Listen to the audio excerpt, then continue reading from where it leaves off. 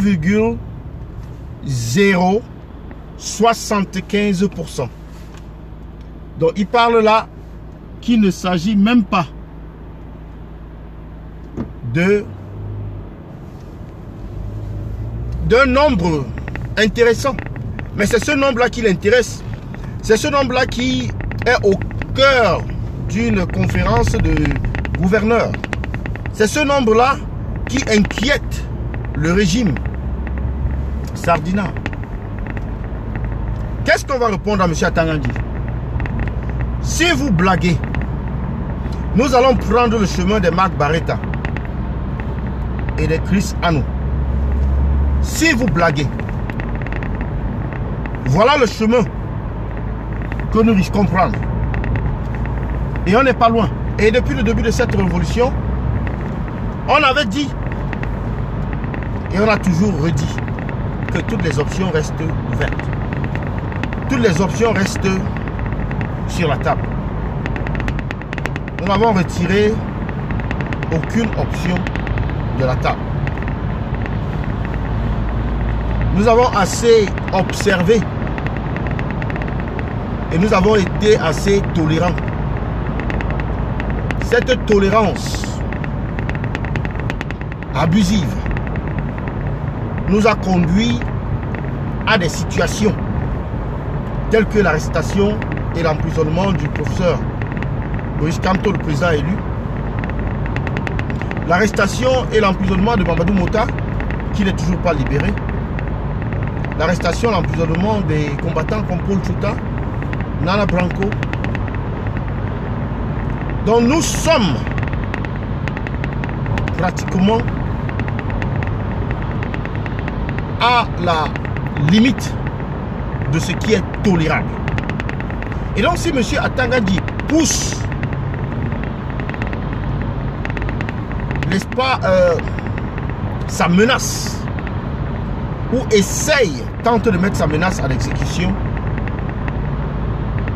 nous allons lui répondre de la manière ambazonienne. Nous allons lui répondre, n'est-ce pas, avec la méthode ambazonienne. Donc M. Atangandi a intérêt à se contenter de son petit poste de ministre des élections et de tenir ces élections. Aller aux élections, ce n'est pas une obligation. Nous sommes en démocratie. Nous sommes en démocratie. Si votre définition de la démocratie vous amène à croire que la participation à une élection est obligatoire en démocratie, alors vous devez rebâtir votre système. Ce n'est plus la démocratie. Même en dictature, on n'oblige pas les gens à aller voter. Qu'est-ce qui vous gêne tant que le MRC décide de ne pas participer à ces élections, de boycotter ces élections? Vous êtes sûr de vous? Conduisez vos élections comme vous l'avez si bien entrepris. Conduisez vos élections et on verra. Donc, il n'est nullement question de mettre de la pression aux combattants, aux résistants, aux MRC, parce que cette pression-là va vous desservir. Si vous continuez, M. Atangandi, cette pression va vous desservir.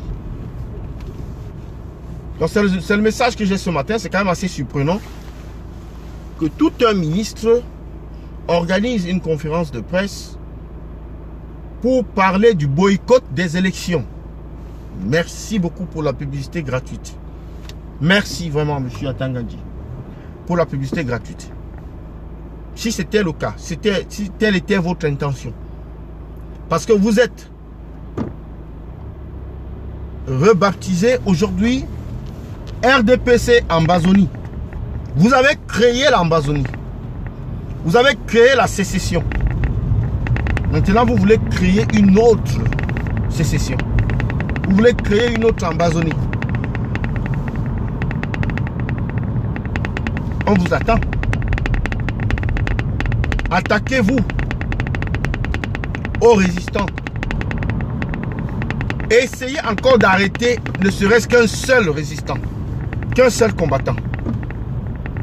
Vous verrez. Les Ambazoniens ont pris les armes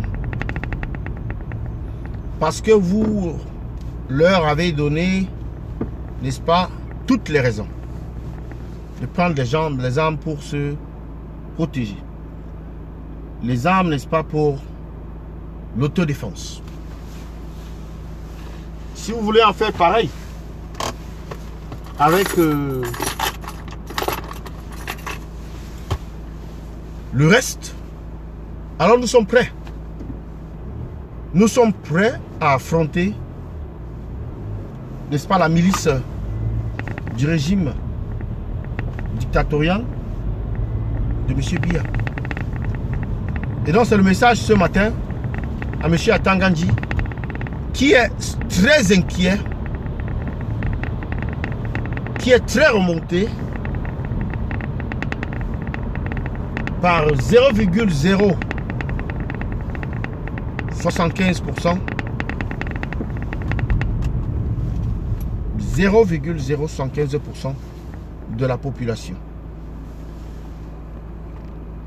Salut à Caroline Malondo, salut à Martin GP, Françoise Camto, Diano Pixou, David Majeur, Jean-Clément Manga, Ulchéri Kamge. Salut à tous.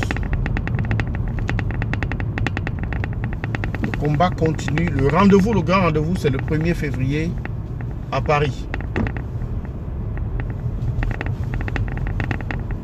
Le 1er février à Paris, c'est le grand rendez-vous.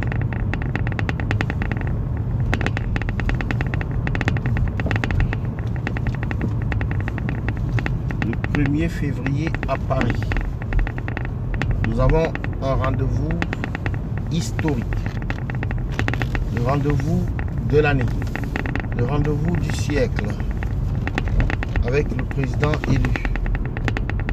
Son Excellence Maurice Kamto. Alors, chers combattants, ne ratez pas cette occasion, ne ratez pas, n'est-ce pas, cet événement. Nous y serons. C'est le nombre ici qui fera la différence. Le nombre, les chiffres. Donc je remets tout entre vos gracieuses mains en espérant que vous prendrez, n'est-ce pas, de bonnes décisions pour accueillir de manière assez spectaculaire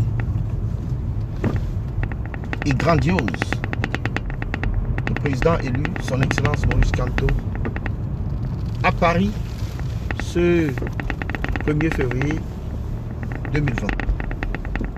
C'était tout pour ce matin. C'était le Banin de Yingui. À partir de la mort, nous vaincrons. Le combat continue. Salut, salut la famille. À bientôt. Bonne journée à vous. Bye bye.